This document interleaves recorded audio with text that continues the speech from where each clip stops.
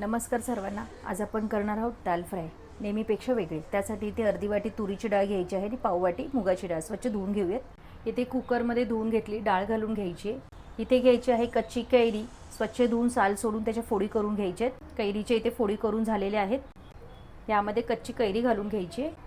डाळीमध्ये 2 glass पाणी, हळद घालून घ्यायची, 2 हिरव्या मिरच्या, 1 चमचा तेल घालून 4 शिट्ट्या करून घ्यायचे.